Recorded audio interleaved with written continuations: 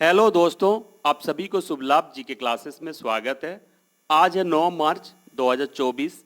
आज की important current affairs class को शुरू करते हैं। First question, earth hour India 2024 का गुडविल एम्बेसडर किसे बनाया गया? और इसका आंसर होगा पीवी सिंधु। यानी पीवी सिंधु को अर्थ आवर इंडिया 2024 का गुडविल एम्बेसडर यानी सद्भावना दूत बनाया गया है। यानी इसका आंसर होगा A, PV Sindhu. Earth hour India 18 साल पुराना आंदोलन है जो पर्यावरण संबंधी मुद्दे के बारे में जागरूकता बढ़ाने का प्रयास करता है।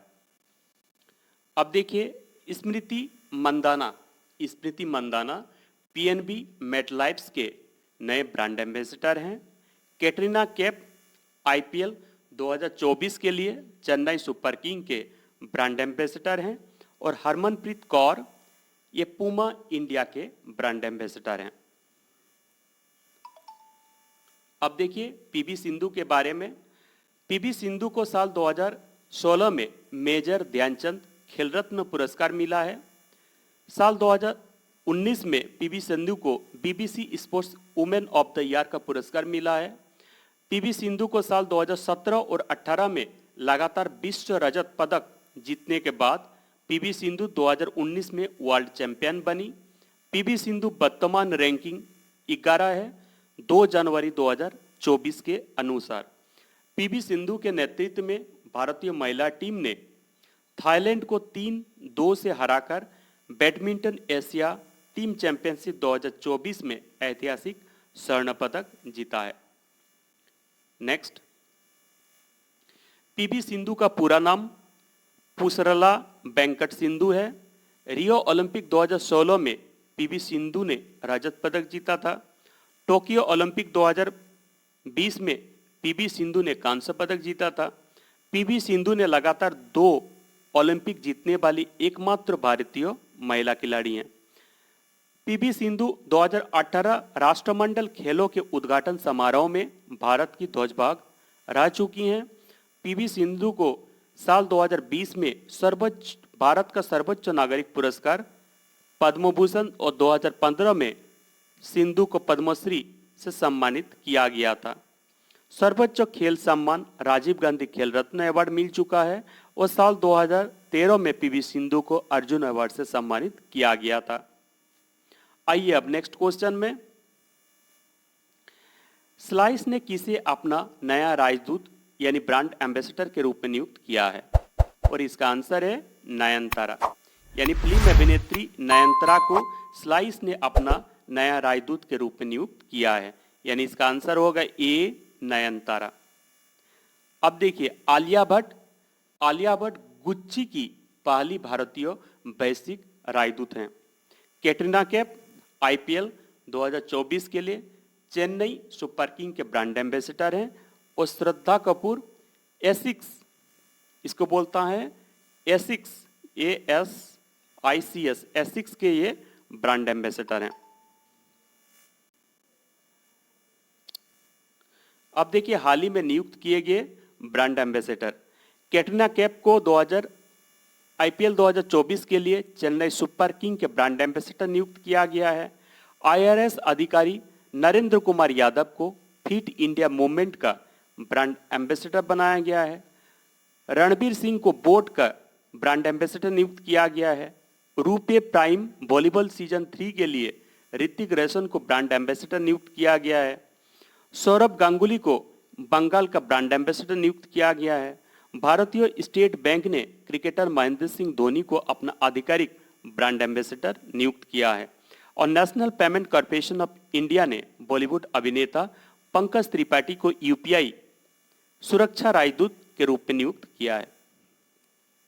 आइए अब नेक्स्ट क्वेश्चन में। जर्मन प्रौद्योगिकी दिग्गज SAP ने भारतीय उपमहाद्वीप क्षेत्र के लिए किसे अध्यक्ष और प्रबंध निर्देशक नियुक्त किया है? और इसका आंसर है मनीष प्रसाद। यानी जर्मन प्रौद्योगिकी दिग्गज SAP ने भारतीय उपमहाद्वीप क्षेत्र के लिए मनीष प्रसाद को अध्यक्ष और प्रबंध निर्देशक के रूप में नियुक्त किया है, यानी इसका आंसर होगा ए मनीष प्रसाद। अब देखिए ब्रजेश मल्होत्रा ये बिहार के नए मुख्य सचिव बने हैं। अनुराग अग्रवाल ये संसद सुरक्षा प्रमुख बने हैं। और दलजीत सिंह चौधरी ये एनएसजी का नया महानिदेशक यानी डायरेक्टर जनरल बने हैं। अब देखिए हाल ही में नियुक्त किए गए महत्वपूर्ण नियुक्तियां। केबीएस मणियन को कोटक महिंद्रा बैंक के नए संयुक्त प्रबंध निर्देशक के रूप में नियुक्त किया गया है। प्रदीप कुमार सिन्हा को आईसीआईसीआई बैंक के गैर कार्यकारी अंशकालिक अध्यक्ष के रूप में नियुक्त किया गया है। भारतीय स्टेट बैंक कैपिटल मार्केट्स ने वीरेंद्र बंसल को नया प्रबंध निर्देशक और मुख्य कार्यकारी अधिकारी नियुक्त किया है। Nikhil Joshi Boeing India defence का प्रबंध निर्देशक के रूप में नियुक्त किया गया है। और श्री संजय कुमार जैन को आईआरसीटीसी के सीएमडी के रूप में नियुक्त किया गया है। आइए अब नेक्स्ट क्वेश्चन में। हाल ही में राष्ट्रपति द्रौपदी मुर्मू ने किसे राज्यसभा के लिए मनोनीत किए हैं? और इसका आंसर है सुधा मूर्ति।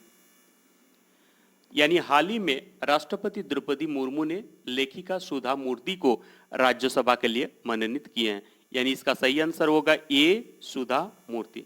अगर आपको याद होगा जनवरी में राष्ट्रपति ने सतनाम सिंधु को राज्यसभा के रूप में मनोनीत किए थे। राष्ट्रपति राज्यसभा के लिए 12 सदस्यों को मनोनीत कर सकते हैं। सुधा मूर्ति को 2006 में पद्मश्री से सम्मानित किया गया था और 2003 में पद्म भूषण से सम्मानित किया गया था। आइए अब नेक्स्ट क्वेश्चन में।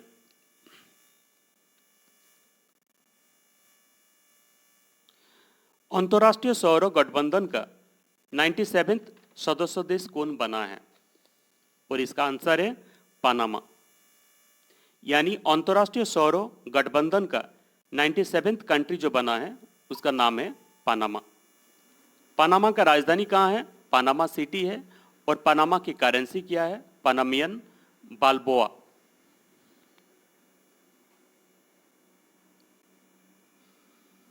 आइए अब नेक्स्ट क्वेश्चन में। भारतीय तटरक्षक बल किस देश के साथ सी डिफेंडर्स 2024 का आयोजन 9-10 मार्च 2024 को पोर्ट ब्लेयर के तट पर करेगा? और इसका आंसर है अमेरिका। यानी भारतीय तटरक्षक बल यूएसए अमेरिका के साथ सी डिफेंडर्स 2024 का आयोजन 9-10 मार्च को 9-10 मार्च को पोर्ट ब्लेयर के तट पर करेगा। यानी इसका आंसर क्या हो जाएगा? D America. अब देखिए इंपॉर्टेंट फैक्ट, भारत और जापान के बीच संयुक्त सैन्य अभ्यास धर्म गार्जियन 2024 का 5वां संस्करण का आयोजन भारत के राजस्थान में किया गया था। हिंद महासागर में भारत, मालदीव और श्रीलंका त्रिपक्षीय अभ्यास दोस्ती 16वें संस्करण का आयोजन 22 से 25 जनवरी 2024 तक मालदीव के माली में किया गया था। बहुराष्ट्रीय सैन्य अभ्यास शांति प्रयास 4 नेपाल के काठमांडू में वीरेंद्र शांति ऑपरेशन प्रशिक्षण केंद्र में हुआ है। इसमें भारत, बांग्लादेश, नेपाल, पाकिस्तान, श्रीलंका और थाईलैंड सहित 19 देशों के 1125 सैन्यकर्मियों ने भाग लिया है। भारतीय नौसेना का बहुराष्ट्रीय अभ्यास मिलान 19 से 27 फरवरी 2024 तक विशाखापत्तनम में आयोजित किया गया। आइए अब नेक्स्ट क्वेश्चन में।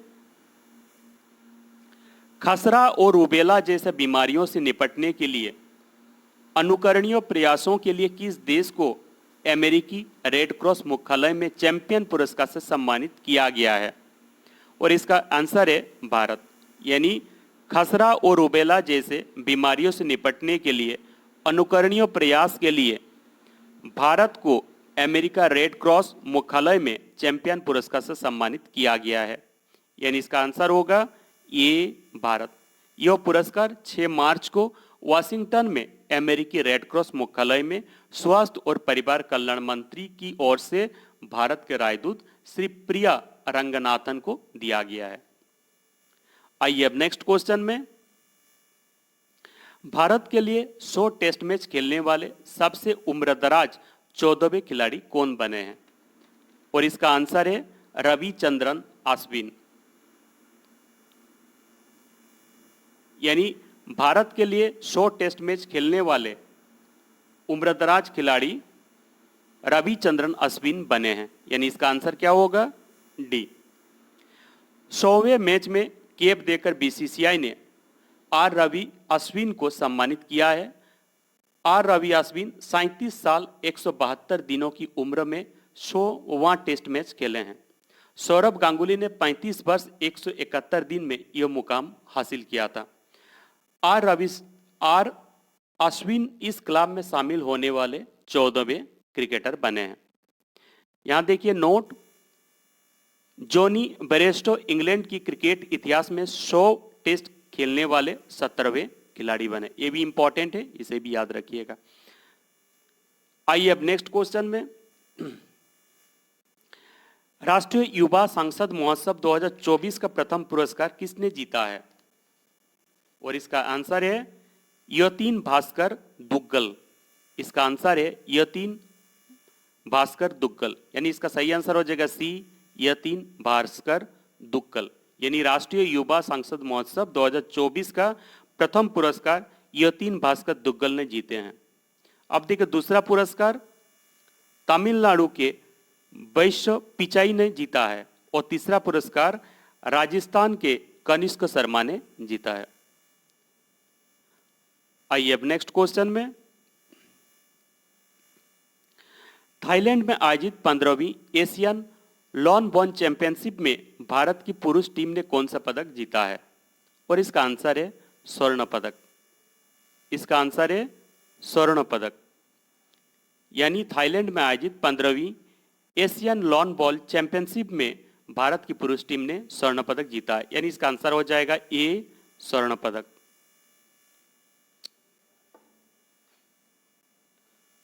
इसका आंसर होगा ए, स्वर्ण पदक। आइए अब नेक्स्ट क्वेश्चन में। थाईलैंड में आयोजित 15वीं एशियन लॉन बॉल चैंपियनशिप में भारत की नयनमणि सेकिया और बंगीता हजारिका ने महिला युगल में स्पर्धा में कौन सा पदक जीता है? और इसका आंसर है स्वर्ण पदक। यानी इसका सही आंसर हो जाएगा ए, स्वर्ण पदक। आइए अब नेक्स्ट क्वेश्चन में। अंतर्राष्ट्रीय महिला दिवस कब मनाया जाता है?